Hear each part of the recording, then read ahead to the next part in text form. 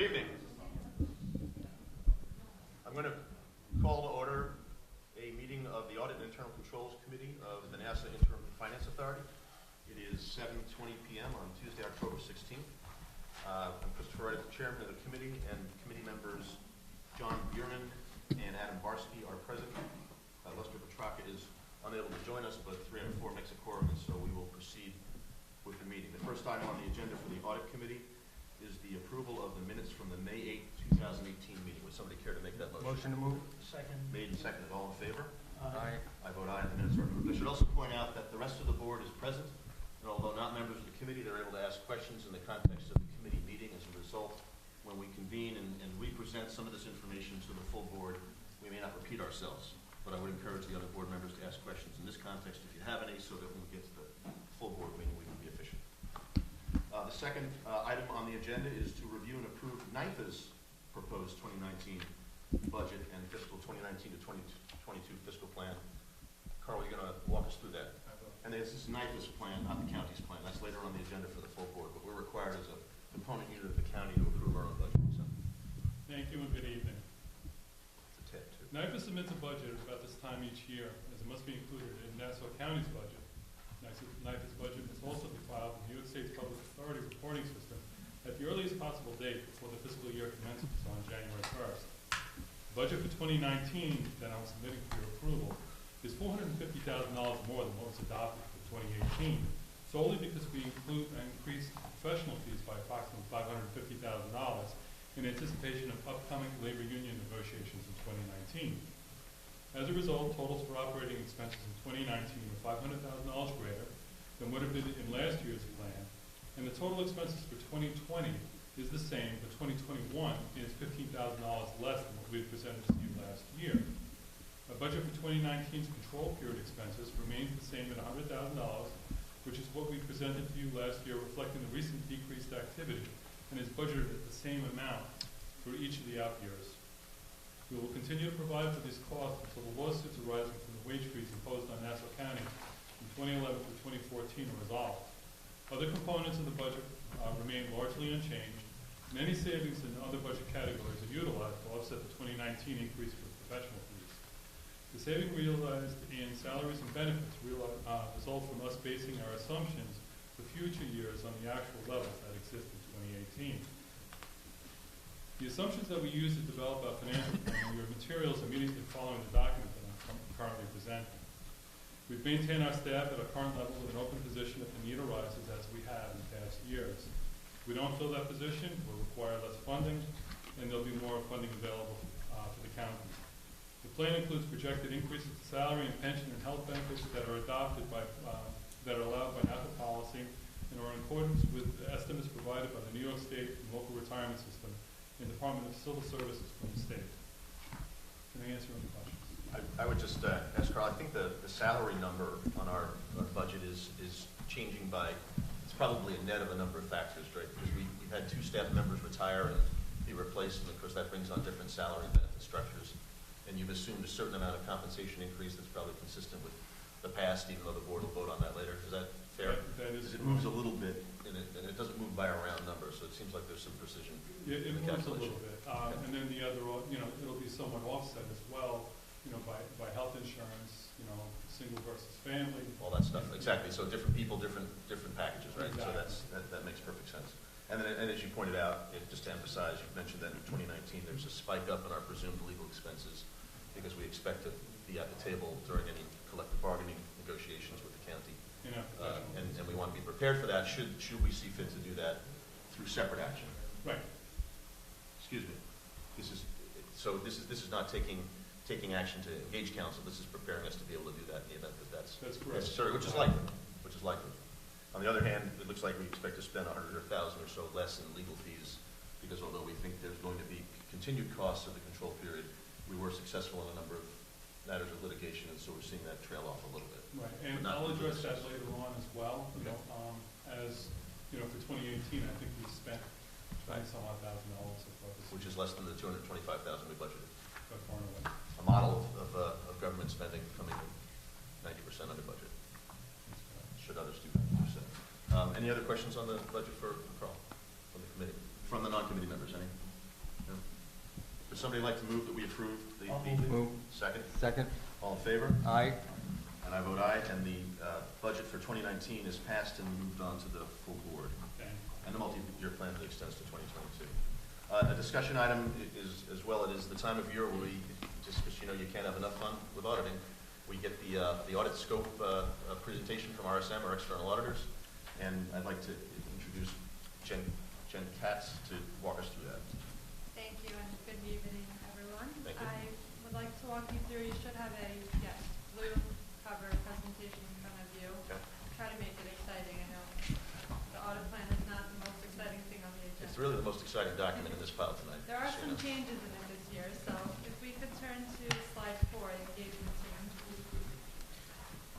I would like to highlight Alex August. He has been the senior on this audit for the past 2 years. He's very familiar with NIFA, has recently been promoted to manager, and we discussed with Carl, we'll have him as the manager this year on the engagement and bring in a new senior to start giving new people exposure to NIFA.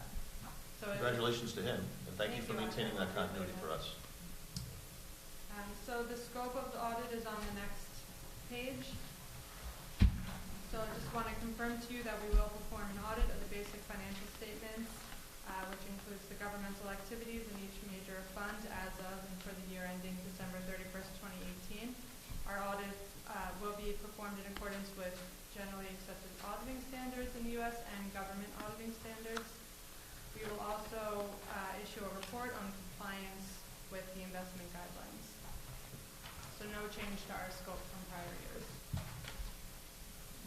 This time of year, we just reiterate how important it is to have open two-way communication. So anything that you may be aware of, I ask that you bring it to my attention, and in turn, anything that we become made aware of during the audit, we would bring it to your attention. Anything significant impacting the audit, anything related to the integrity of management, fraud, should these items ever come to your attention, please make sure that you have communication with us. And the end of this presentation does have my contact information. Great. And for the record, just and for the public, because you know this from our previous interactions, in the event in the course of the conduct of the audit, if you were ever to encounter a situation with management where you're either getting incomplete or inconsistent answers or not getting access to documentation, you have redress through the audit committee members, all of us, and certainly through me. Thank you. We appreciate that. Turning to the next page, we are confirming our independence. We're not aware of anything that would impair our independence as it relates to the audit of NIFA. And I won't go through all of the details, but I'll summarize the next few pages for you. You know, an audit is designed to obtain reasonable, not absolute assurance. So we determine a materiality. We use that to sample transactions that have occurred during the year. We don't test 100% of the transactions. And based on our understanding of internal control and our sample procedures using the materiality, that will get us to a position to conclude if the financial statements are reasonably free of material misstatement. So turning to slide 10, we've listed here our preliminary list of significant audit areas. The only one I'm going to highlight that will be different than what you've seen in the past is that there will be a change this year for the reporting of other post-employment benefits. So GASB 75 will be effective for this year's audit. We don't anticipate a very material change for NIFA, but it will add some additional footnote disclosure. It will add some additional required supplementary schedules in the back of the report. But your overall liability, the way that it's been calculated in the past, we really don't anticipate a large change. So that's good, because we just considered the budget. I was about to ask, is there going to be a need for us to engage different professionals to help us with that calculation? Doesn't seem No, like it. so Okay. the same way, and the actuaries for the county are aware of the change. And Thank you. I don't believe so for you, given how material it will be. We would have to look at that. So this will change certain actuarial assumptions that go into it. But the way that NIFA has already been calculating it, they've already been amortizing their full unfunded actuarial liability over 1 year. We made that choice, right? Yeah, so because of that, you're already essentially picking up your full liability, which is why we don't think there will be a very significant change. I knew we did that for a good reason. So just to highlight some important aspects of the timing, planning and field work will occur in January 2019, with the final field work starting typically around the 2nd or 3rd week of February. the financial statements. Typically, the last thing that holds up our final review is this OPEB calculation because it is part of the county as a whole. So as soon as we have that information and we get good numbers and a good report, we then are in a position to be able to meet with you. So because the OPEB report is being reevaluated this year with GASB 75, it may mean we won't see each other again until May, but We'll be looking forward to it. Right. And OPEB is other post-employment benefits for the sake of the viewing public. So, okay. And so you have our contact information. Great. If there's any questions about the audit plan or the timing of the audit, please feel free to ask me. Any questions for Jen from the committee members? Mr. Chairman, I'm not. Sure. No, but you're welcome to. Could Yeah. I ask? Yeah, I have a couple of questions for you. Are you the auditors for the Nassau University Medical Center? We are not. Are you the auditors for OTB? We are not. Do you have any difficulty in dealing with their auditors in terms of transmission of information that you require? No, they've been very forthcoming with information and with taking our phone calls and returning our emails. Okay. You are the auditors for the county. Yes. This year, or in the past, have you seen any reason to believe there may be a conflict between your role as auditors for the county and auditors for NIFA? No, every year when we go through what we call our client acceptance or re-engagement, we have to go through a conflict and independence check, and we evaluate their relationship with the primary government and component units, and we don't see any threats. Okay, thank you. That's a good question. Thank you for asking. Any other questions? I think we need to probably vote to accept your plan, just so you feel like you can sign the engagement letter. So I would entertain a motion to accept the plan. Motion. Second. All in favor, aye? Aye. I vote aye, and we accept the plan. Thank you. Thank you. And then, Carl, you're going to walk us through the 9 months actuals, or we'll just? Yeah, read it as the written? last item is a discussion item that's on tab number 4. Right. What that is showing is the cash activity for the 9 months ended September 30th. And the quick takeaway from that is that for operating expenses, we've budgeted $1.8 million. Actual out-of-pocket expenditures is $966,000, a little more than 50% after 3/4 of the year is gone. So as I mentioned to you earlier, with regards to control period expenditures, we budgeted $225,000. Only $23,000 has been expended. So we're projecting at this point expenditures in the $1.4, $1.5 million areas. And again, for the record, to the extent that NIFA comes in under its budget, every dollar of that inures to the benefit of the county. That's correct. Because it's less sales tax that we have to. Both, yes. Great. Any questions for Carl on the actuals? Hearing none, we'll move to accept that report. Made. Motion. Second. All in favor? Aye. Aye. Aye. I vote aye. That is accepted. Motion to adjourn. Motion. Second. Adjourn. All in favor? We are adjourned. We'll remand us to the full committee, full board. Okay, so we'll move to the full board committee, and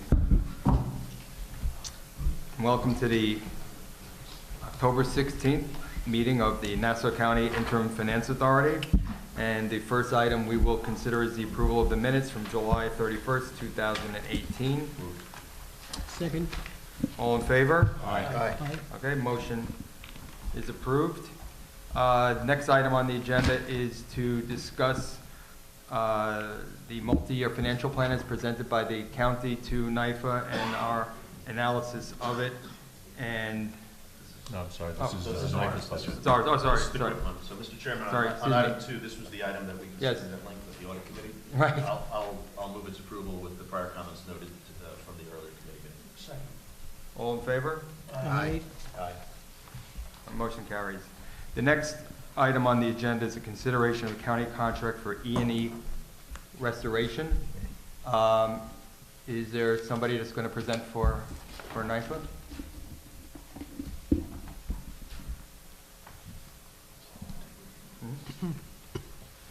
E&E restoration is the contract that will take care of the construction of the police academy.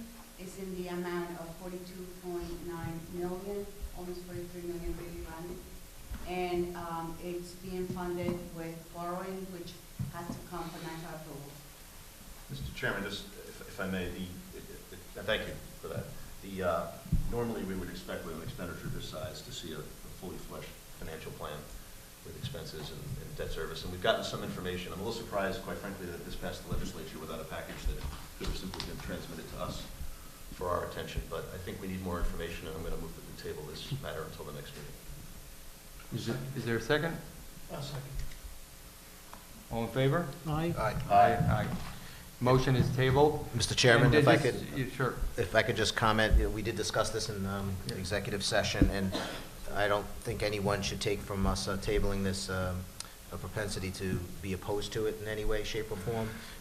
This is just us wanting to fulfill our fiduciary responsibility, and it's important that we see the current outlay of cash, including debt service and current leases versus the new construction of that being completed, and us understanding the math impact on the county. I would agree, Mr. Chairman. I tabled it. There's little doubt that the county needs either to have a new police academy or access to a new police academy, but this board shouldn't be approving that kind of spending without all the financial details we need to approve it. Yeah, so there was some discussion with the county, and there were questions asked, and there were information that was requested, and as was mentioned, I don't think that we saw the full analysis that we would need to make an informed decision. So I think it's prudent that we do table this for now while we continue to get and analyze the information so that we're doing our job as being the oversight board.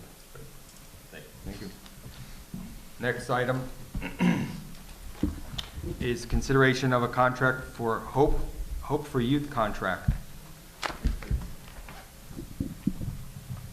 The Help for Youth contract is with the Department of Social Services and is a prevention program for person in need, for PINs.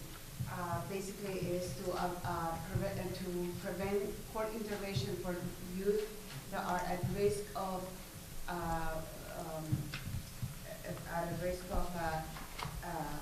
intervention or out-of-home placement. The contract is for about $7.3 million and is for 4.5 years. Okay, I have a question in the materials. Yes, We it's, take the the- we funding is incorrect. Yes, it says it's more than 100% funded, so Yes, I what is the apologize. breakdown? 25 county, 50 federal, and 25 state. Okay. And is there any risk that either the county or the federal government will not fund their portion? No, they haven't foreseen that, no. We don't know of any risk. Okay. Is there any, The other question, I think this started already, but the rationale was apparently the previous holder of the contract put in a protest and that delayed the letting of Correct, the and the contract. county funded, they deemed that the protest was not funded. So therefore, they just dismissed the protest. Just, Mr. Chairman, for the record, I will be voting on this, but I did serve on the board of Hope for Youth for 10 years. But I resigned the morning after the controls period was declared 7 years ago, so it's been a while, but I just wanted to, for the okay, record, say that. well, we won't hold that against them. Okay, right, exactly. Other people have, so, I'm sure. I'll make a motion to approve the resolution. Is there a second? Second. All in favor? Aye. Okay, the motion carries. So now we're getting to the one I thought we were doing before, which is the adopting of the staff report concerning the proposed Nassau County multi-year financial plan from fiscal 2019-22 and the recommendations contained therein. The only thing I would say before Evan goes into it is that based on our conversations and working with the county, as an overall basis, we're happy generally with this report in terms of its being somewhat conservative and having lower risks than we have seen in prior years. But I would like Evan to go through particularly what those risks are and other issues that he thinks are of concern for the board. Evan? Thank you, Mr. Chairman. So staff has reviewed the administration's proposed multi-year financial plan and prepared a report of findings. That report was distributed to the board in advance of the meeting. It discusses specific risks and concerns that we identified in the proposed plan. Let me start by acknowledging that the county has made notable progress in aligning its finances and reducing the size of the operating deficit since peaking in 2014. Although we do remain concerned that the county's fiscal progress may plateau this year if additional actions are not taken to resolve remaining risks that we see in the 2018 budget. We find that the proposed plan, now going back to the plan, we find the proposed plan contains significant risks in each year, of the plan when calculated in accordance with generally accepted accounting principles, which are national accounting standards that are typically referred to by the acronym GAAP. This is the accounting standard that NIFA is required by state law to use. The risks are not surprising in that they arise from the continual need to bridge the mismatch in growth rates between recurring revenues and expenditures. Most immediate, we project that the proposed budget for 2019 contains risks totaling $45.3 million, which if not resolved by year end, could translate into an operating deficit of $59.1 million on a GAAP basis. The difference between those two numbers relate to the estimated accounting adjustments that the controller is required to make when reporting the operating results in conformance with GAAP standards. It is important to note, I want to highlight the fact that this level of risk that we see projected by us is the lowest level of risk that we have projected for a proposed budget in several years. This is a positive sign. It reflects a proposed budget that is built on assumptions which generally we conclude are realistic, though not assured. I want to be clear, however, that our projections do not include the financial impact of new labor contracts that will eventually succeed those that expired at the end of 2017, nor do our projections include the negative impact on the control period calculation of the administration's proposed use of bond proceeds to pay down the tax cert backlog. Now that I put a damper on any premature celebration of fiscal stability, I can say that our analysis shows that a good portion of the risks can be mitigated by the county if the legislature approves the proposed expansion of the Boot and Tow initiative, buyers are found and transactions closed on the sale of county properties, police initiatives are identified that qualify for funding with asset forfeiture resources, and OTB timely remits its $20 million payment obligation. We commend the county for committing to a strict pay-as-you-go policy for prospective tax certiorari claims and refunds with appropriations for these expenditures in the operating budget, which are supplemented by resources the county expects to collect in its disputed assessment fund, which are for commercial Class 4 properties. That said, we still have concerns regarding the administration's plan to borrow $300 million to pay down its long-term tax certiorari liability in 2018 and 2019. We are not yet convinced that the county can ensure that the backlog will not regrow after exhausting the borrowed funds. Notwithstanding the county's efforts to realize budget balancing savings over several years from workforce reductions, tax certiorari reforms, and increases in several revenue streams, these changes have not been enough to staunch the persistent GAAP deficits, which are projected to exceed by several times the 1% threshold for maintaining a control period. The county projects that baseline gaps will remain in the out years, even if it can successfully implement its 2019 budget. Stated differently, the county projects that a successfully managed 2019 budget will not prevent baseline gaps from reemerging in 2020 that grow from $62 million in 2020, these are county estimates, to $82 million in 2022. In contrast, our analysis indicates that these gaps may be larger as we project the gaps could grow from $105 million in 2020 to up to $163 million in 2022. That would happen if decisive actions are not taken now to address the concerns and risks that we have identified in 2019 on a recurring basis. In conclusion, we find that long-term fiscal stability will require the county to adopt measures that significantly raise the level of recurring revenues that grow. That's the key word is that they need revenues that grow. The fact that they recur is not sufficient because the county budget expenditures grow just even from inflation factors. and pressures. In the alternative, the county must reduce its expenditures to a level that can be sustained by its available level of recurring revenues. And as we say, a reasonable course of action would be a combination of the both. That concludes my comments. Mr. Chairman, to start the discussion, I'll move the approval so that we can start the Sure.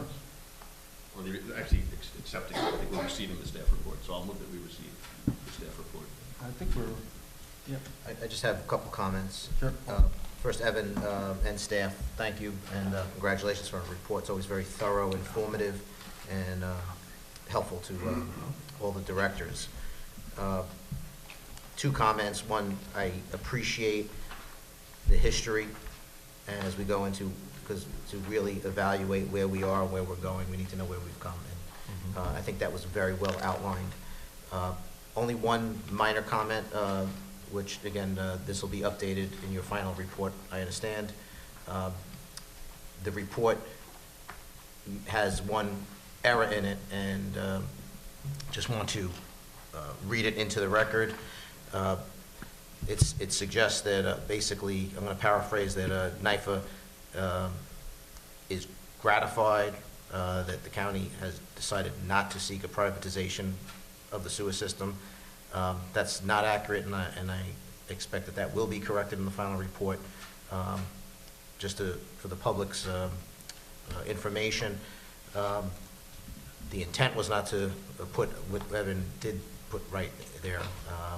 There's a big difference between NIFA not wanting the county to list revenue that may happen from a possible privatization versus NIFA saying they're fully opposed to the idea of a privatization. Those are two very big differences. And what NIFA wants in this report is that we don't want something that is a hypothetical that may or may not happen be listed as possible revenue in the future. And that's what should have been written, and it'll be corrected as such.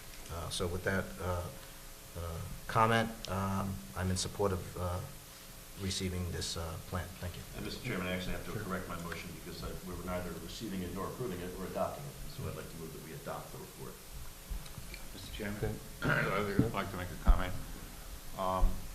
It's very unusual for an accountant to say this, but I think that, well, first of all, let me thank the staff for the job well done in putting together this report. Repeat what I said, it's unusual for an accountant to say this, but I think the report in certain aspects was overly conservative. What I'm talking about is the $10 million in risks on the return of profits from OTB to Nassau County.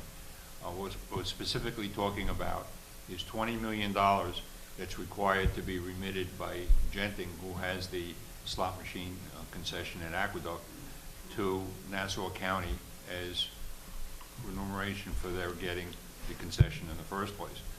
But because of the wisdom of New York State, instead of that money coming directly to Nassau County, it flows first to OTB, and then it flows from OTB to Nassau County.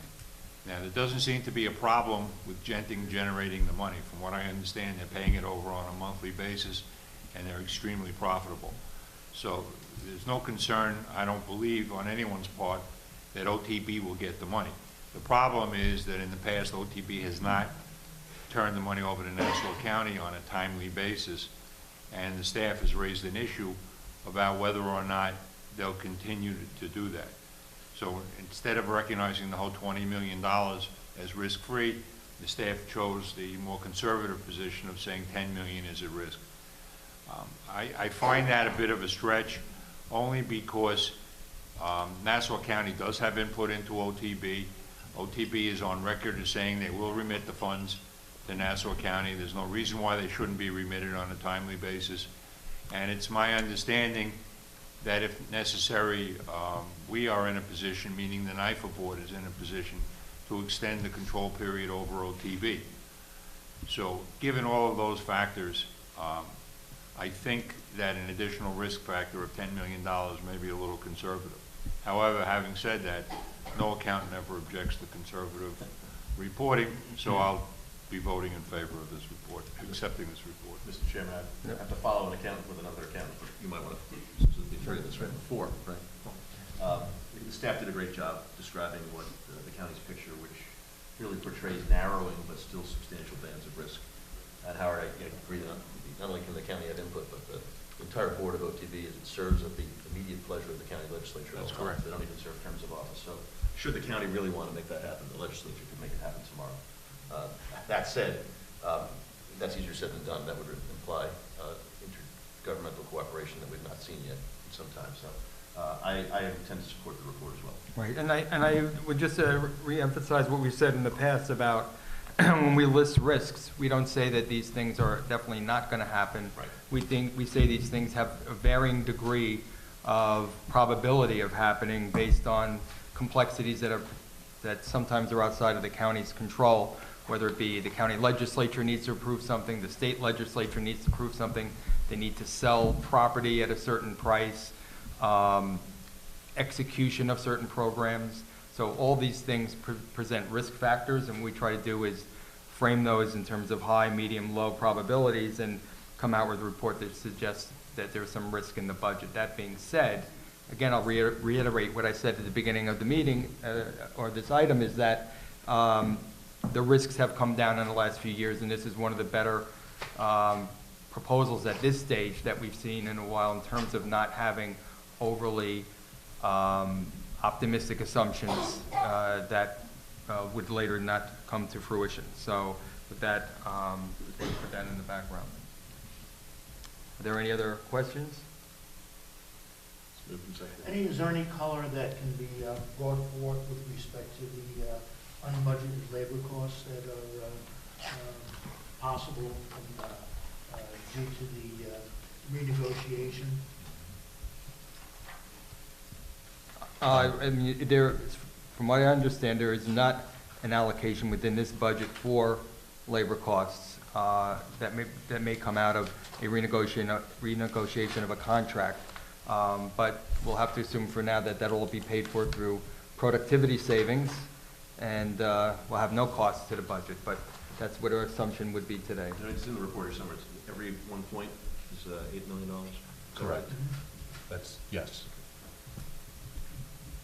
And then, Evan, also just for the record, in terms of the economic assumptions in this plan and in the out years, in terms of the inflation expectations, interest rate assumptions, growth of sales tax revenues, how do you find those sort of economic assumptions that are underlying some of those projections?